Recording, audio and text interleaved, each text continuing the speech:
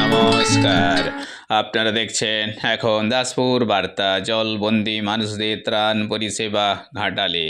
আবার বৃষ্টি, আবার বান জলের বাড় বৃদ্ধি, জলবন্দি মানুষদেরও দুর্গতি। তাই ঘাটাল পৌর এলাকা এবং ব্লকের বিভিন্ন মৌজায় জলবন্দি দুর্গতদের 25শে আগস্ট সোমবারও ঘাটাল পঞ্চায়েত সমিতির উদ্যোগে রথিপুর পশ্চিমাঞ্চলে দুপুরে রান্না করা খাবার প্রদান করা হয়েছে। এই খাবার প্রদানে ছিলেন ঘাটাল পঞ্চায়েত সমিতির সভাপতি শ্যামলী সর্দার ও সহকারী সভাপতি বিকাশ চন্দ্র কর এবং সহযোগী সমাজকর্মী বৃন্দ।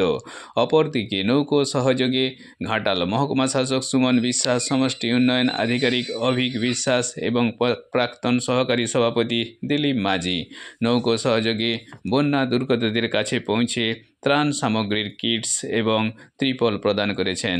এরই কয়েক ঝলক এখন দাসপুর বার্তায়। ঘাটাল থেকে রিপোর্টে শ্যামসুন্দর দোলই।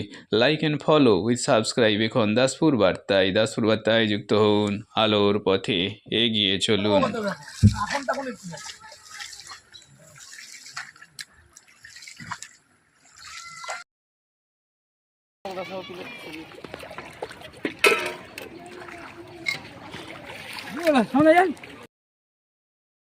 ভাই আসছে না নাকি?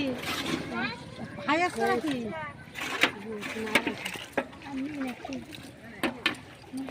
নিয়ে নাও, তুলে নাও।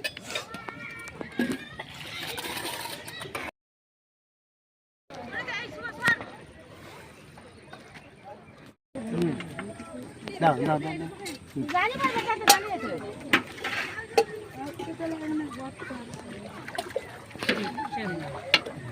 নামাবো হ্যাঁ এটা নামাবো